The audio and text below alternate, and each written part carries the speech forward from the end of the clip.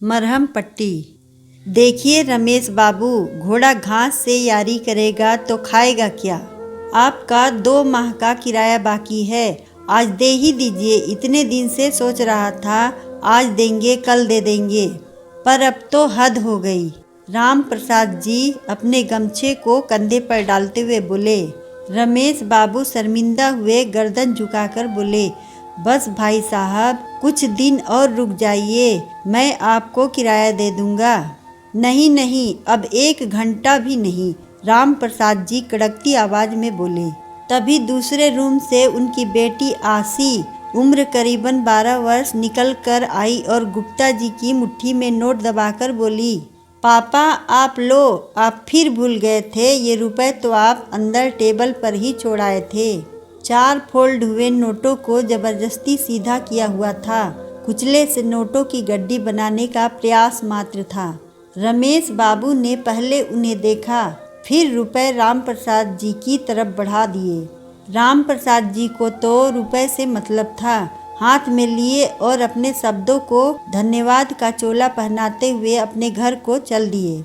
घर पहुंचते ही उनकी नन्ही सी गुड़िया दिव्या उनके पास आकर मासूमियत से बोली, पापा अगर मैं आपसे कुछ रुपए मांगूं तो आप देंगे। राम प्रसाद जी बोले, अरे मेरी लाडो के लिए तो मैं रुपए की बरसात कर दूं, बोल क्या चाहिए। पापा मेरी फ्रेंड आसी है ना, 2 महीने से उसकी स्कूल फीस जमा नहीं हुई। वो बता रही थी 2 महीने से उसके पापा को तनख्वाह नहीं मिल रही है। कल उसने अपनी गुल्लक तोड़ी थी, उसमें तो मात्र 2000 रुपये बने और उसकी मम्मी की बचत में 3000 थे, तो भी फीस के रुपए तो नहीं हो पाएंगे। मैं सोच रही थी यदि आप। राम प्रसाद जी ने जेब में हाथ दिया। फोल्ड हुए कुचले से नोटों को जबरदस्ती गड्डी में बांधा गया था। उन्होंने नोट गिने, ठीक 5000 निकले। राम प्रसाद जी के चेहरे का रंग एकदम बदल गया। उन्होंने तुरंत अपनी पत्नी को आवाज लगाई, दिव्या की मम्मी, दिव्या की मम्मी।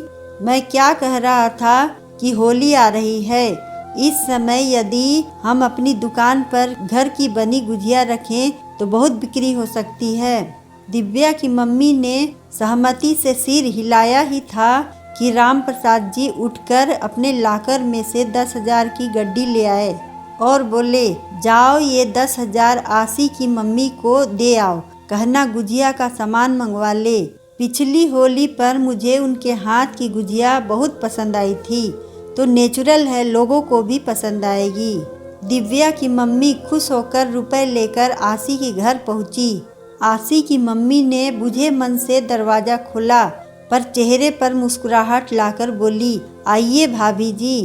दिव्या की मम्मी ने रुपए देते हुए कहा, दिव्या के पापा कह रहे थे आप गुजिया बहुत अच्छी बनाती हैं, तो अगर आप चाहें तो हमारी दुकान पर आपके हाथ की गुजिया सज जाएगी। आसी की मम्मी ने खुशी खुशी रुपए ले लिए और बोली, क्यों नहीं, आज से ही भाई साहब जितनी चाहेंगे उतनी गुजिया दुकान पर पहुंच जाएगी। घर में सबके चेहरे पर चमक आ गई थी। जैसे ही दिव्या की मम्मी रमेश बाबू के घर से निकली, आसी की चहकती हुई आवाज़ उनके मन को सुकून दे रही थी। मम्मी अब तो मेरी फीस जमा हो जाएगी ना। राम प्रसाद जी के चेहरे पर भी संतुष्टि के भाव आ गया था, क्योंकि उन्होंने अपनी ग्लानि पर मरहम पट्टी कर दी थी।